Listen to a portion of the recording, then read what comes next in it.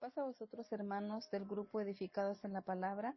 Les saluda su hermana en Cristo, Noemí de León, de la ciudad de Tijuana, Baja California, México. Continuando con el eslogan Mateo, el Evangelio eclesiástico y didáctico. Como subtema, los mensajeros del Mesías y su misión. Y hoy nos corresponde ver el tema, el llamado del Mesías a sus discípulos. En este día jueves 6 de marzo del 2025 vamos a comenzar, pero antes voy a hacer una oración. Padre bondadoso y misericordioso que moras en lo alto de los cielos. Señor, en esta hermosa mañana, una vez más, Padre, te agradecemos infinitamente porque aún tenemos ese regalo, Padre, que es la vida. Podemos respirar, Señor, y podemos realizar nuestras actividades. Gracias, Padre, porque también tú nos das este privilegio de poder abrir tu palabra, Señor, y poder aprender más, Padre, porque siempre que leemos tu palabra nos das una enseñanza, Señor. Yo te pido que bendigas a cada uno de mis hermanos que también van a escuchar, Señor, esta reflexión y que, Señor, podamos tomar una enseñanza personal, Padre, porque tú nos llamas, Señor. Tú tienes algo preparado para cada uno de nosotros. Y, Señor, lo depositamos en tus preciosas manos, en el nombre de Cristo Jesús. Amén.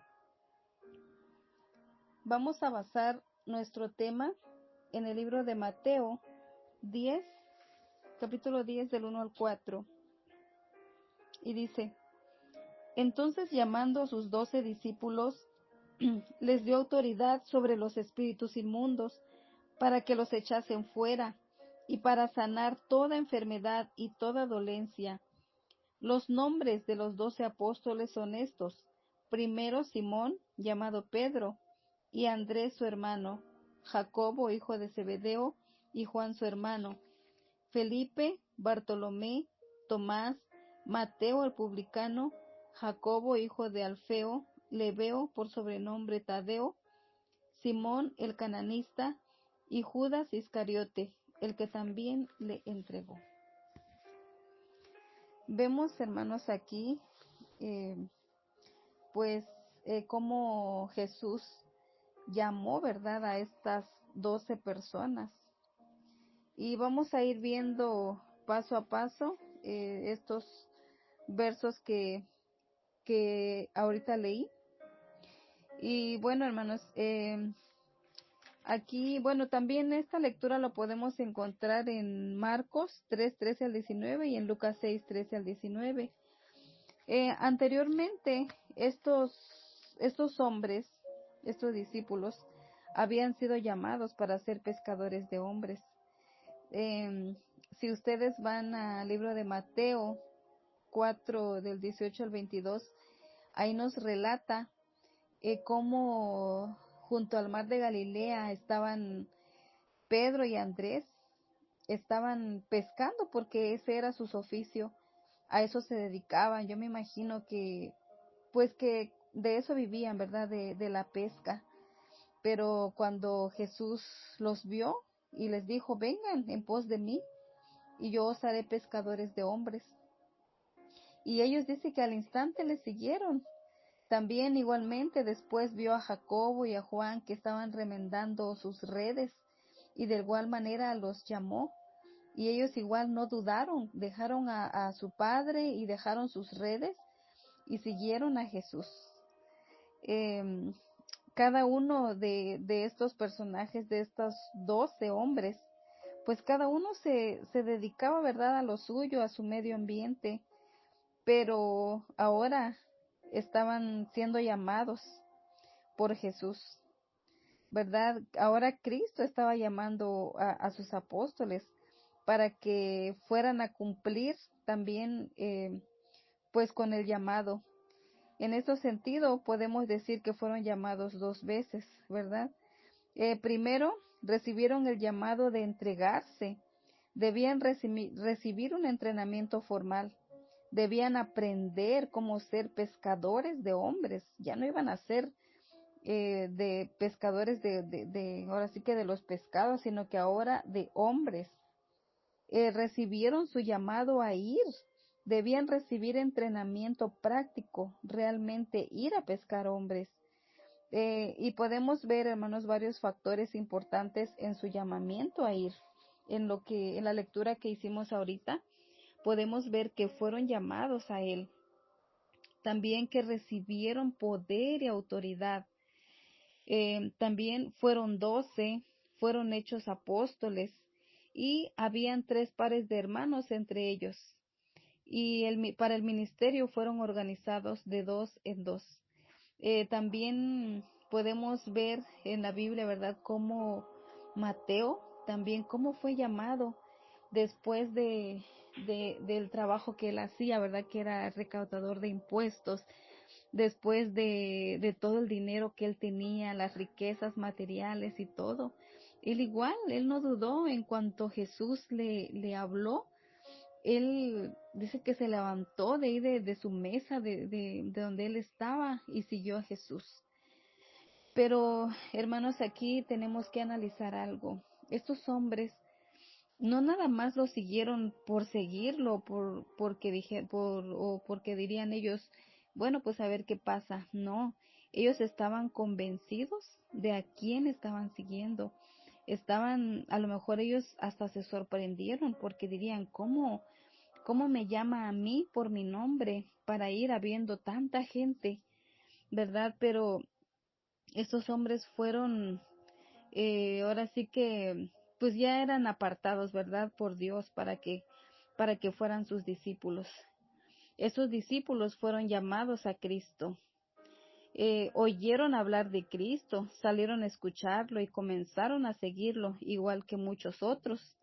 Al principio, o sea, antes de que los escogieran ellos igual había mucha gente que los seguía, había mucha gente que iba donde estaba Jesús, lo buscaban, ¿verdad?, para poder escuchar las predicaciones, para poder ser sanado de alguna enfermedad. Eh, Había multitudes que seguían a Cristo, pero él notó la entrega inusual de estos 12.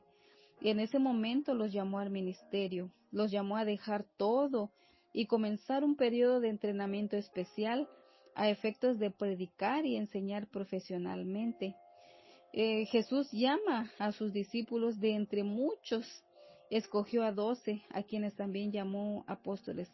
Qué gran privilegio, hermanos, de que Jesús, entre tanta multitud, porque recordemos que llegaba muchísima gente, mucha multitud de personas, pero ¿cómo es que Jesús puso sus ojos en esos hombres? Y no porque eran como Mateo, podemos decir, ¿cómo es que Jesús puso los ojos en Mateo, sabiendo que este hombre robaba a las demás personas? No sé, a lo mejor los trataba mal, porque pues él tenía un cargo ahí, un cargo muy grande, tenía riquezas, tenía de todo. ¿Y cómo es que puso los ojos en él o en los pescadores? ¿Qué estudio podían tener esas personas, hermanos? ¿En qué, cómo hablaban, cómo se vestían? Jesús no se dio cuenta en eso, en cómo estaban vestidos, en todo, no. Jesús se dio cuenta, él notó algo en ellos y los llamó. Los llamó para que salieran con él, ¿verdad?, para que lo acompañaran a dar el mensaje de salvación. Y claro que los discípulos habían estado algún tiempo con Jesús. Ellos habían tenido la oportunidad, no sé, a lo mejor de darle un abrazo a Jesús, de hablar con Jesús, de orar, de meditar, de tener ese compañerismo con Jesús, ¿verdad? Yo creo que en muchas ocasiones ellos tuvieron esa oportunidad de poder hablar con Jesús y habían sido enseñados por él en las escrituras y probablemente en cómo predicar y enseñar. Ciertamente habían presenciado su predicación y enseñanza, habían visto, ¿verdad?, cómo lo hacía, y de esto pues pudieron aprender ellos varias lecciones. Ellos, no cabe duda que también ellos se maravillaban, ¿verdad?, de cómo Jesús, cómo les hablaba, en la forma en cómo predicaba, de cómo ayudaba a las personas, cómo era su esencia de Jesús. Entonces ellos también pues se maravillaban de cómo era él. Entonces yo creo que pues eso fue por lo que no dudaron en seguirlo, ¿verdad? En ir con él. Y hermanos, esto nos deja a nosotros como creyentes también una enseñanza de que nosotros también debemos de estar en comunión, ¿verdad? Con Dios a través de su palabra, de estar en oración. Como les dije anteriormente, ellos tuvieron la oportunidad de estar con Él, de platicar con Él, de orar con Él. Entonces ahora nosotros, hermanos, también, ¿cómo vamos a estar en comunión con Dios? A través de la oración, a través del estudio de su palabra, a través del ayuno. Y todo siervo necesita pasar un periodo de preparación y entrenamiento antes de ser enviado. Un siervo primero tiene que ser puesto a prueba. Para el ministerio es esencial tener una relación personal, estar con Jesús todos los días, hermanos. No hay sustituto para el entrenamiento que una persona recibe a los pies de Jesús, estudiando su palabra y aprendiendo del Espíritu Santo y teniendo comunión con Él en oración. Yo creo que algo muy importante que debemos resaltar acá, hermanos, es de que antes de ir ahora en este tiempo, antes de ir y predicarle a una persona, primero nosotros tenemos que ser transformados, que vean en nosotros un cambio, que vean en nosotros, eh, que, ah, que conozcan a Jesús a través de nuestras acciones, a través de nuestros actos, a través de nuestra palabra, ¿verdad? Las palabras que nosotros hablamos con ellos. eh, de esa forma ellos van a ver a Jesús, ¿verdad? En nosotros y de esa forma ellos también van a creer en Dios, ¿verdad? Entonces es primordial de que primero nosotros em, podamos hacer un cambio en nuestra vida. El llamado discipulado, el estudio del llamado de los discípulos es precioso. Jesús los llamó así, los escogió para que estuvieran con Él. Fueron llamados de entre los muchos seguidores. Los discípulos recibieron poder y autoridad.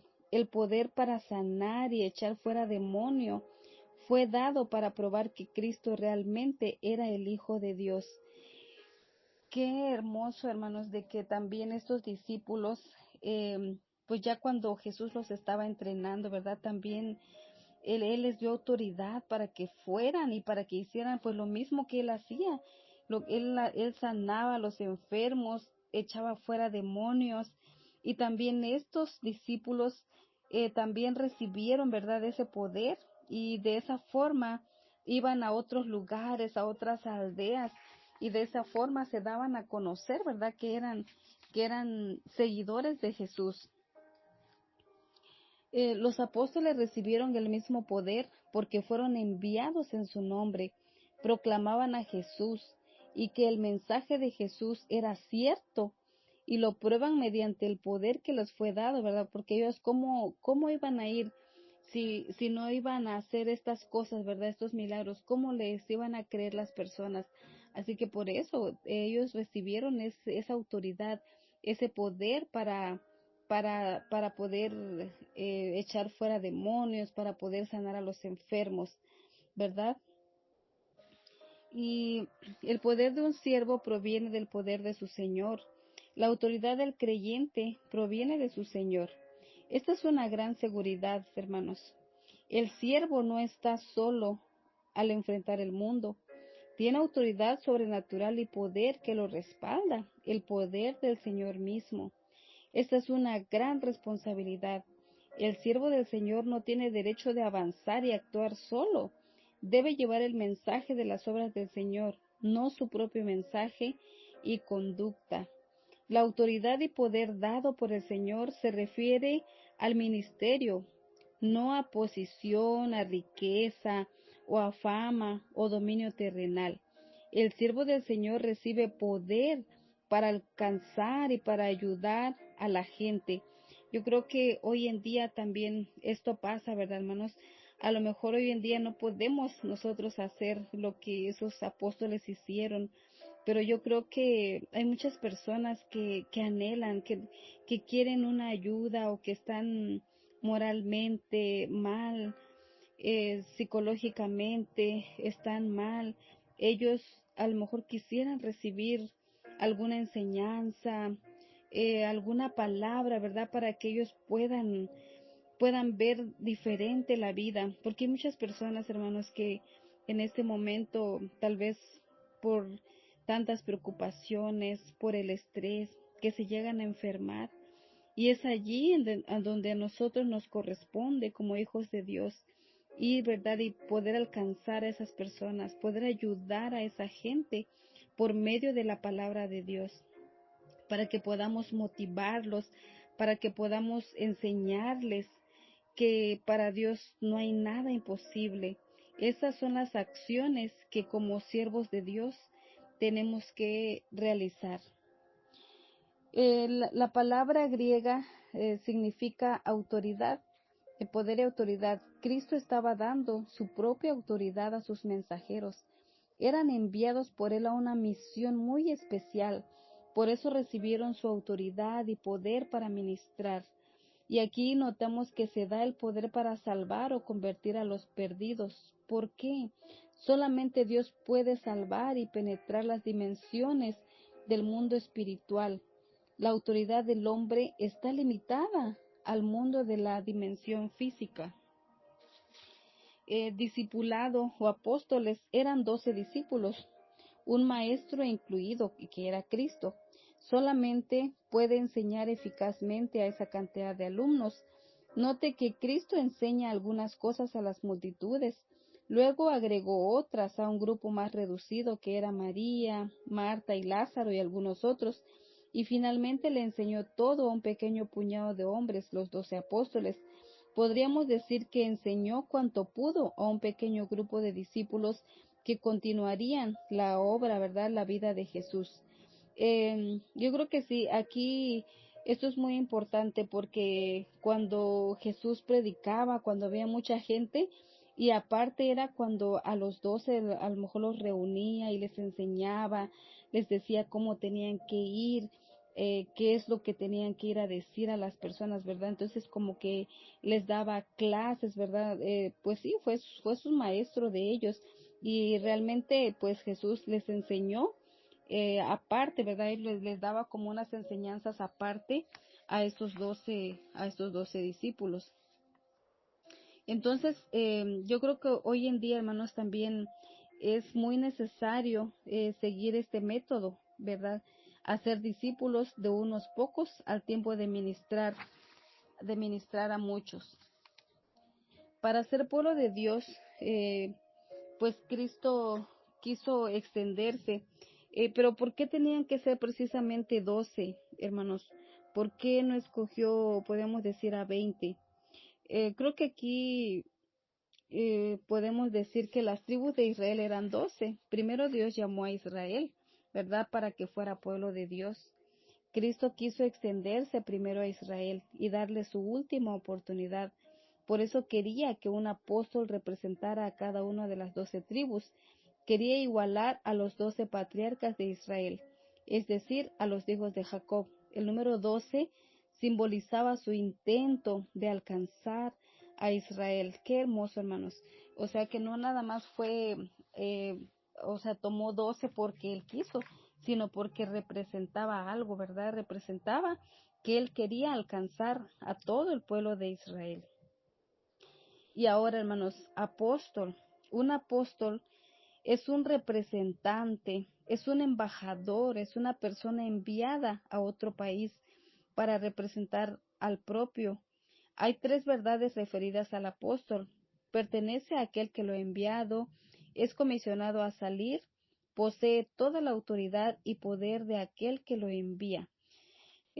Como que hay una pequeña diferencia entre discípulo y apóstol. Discípulo es cuando le está enseñando, cuando una persona está aprendiendo, y apóstol es cuando ya es enviado. Aquí cuando ya fueron enviados, ¿verdad? Estos discípulos que fueron enviados, de dos en dos, los mandaba. Yo creo que es muy importante también, si vemos también cómo el apóstol Pablo, él siempre iba acompañado, iba con Bernabé o con Sila o con Tito, como que hay una mejor organización cuando, cuando van dos o más personas, ¿verdad? A ir solamente uno. Aparentemente Cristo ordenó a los apóstoles de dos en dos. Vemos aquí como Mateo los agrupa por pares, ¿verdad? Entonces yo creo que es muy importante porque ir entre hermanos es decir de que nos necesitamos, ¿verdad? Mutuamente, necesitamos a alguien con quien podamos tener ese compañerismo íntimo y poder ministrar. Nos es preciso salir de dos en dos y nos es preciso organizarnos para el ministerio. Vemos, hermanos, aquí una gran enseñanza para nosotros. En Marcos 8:34 dice, si alguno quiere venir en pos de mí, niéguese a sí mismo y tome su cruz y sígame. Hoy nosotros, hermanos, somos llamados a continuar con esa labor tan importante de ir y predicar el evangelio, ¿verdad? A toda persona, a todo discípulo, a todas las naciones. Y hay algo muy importante que nos dice en este verso, después de que dice que vayamos a ser discípulos. Hay una promesa incluida acá y que dice que estará con nosotros todos los días hasta el fin del mundo, ¿verdad? Pero siempre y cuando, hermanos, que enseñemos, ¿verdad? Para que guarden todas las cosas que Dios ha mandado. Es lo que tenemos que predicar, es lo que tenemos que ir a enseñar.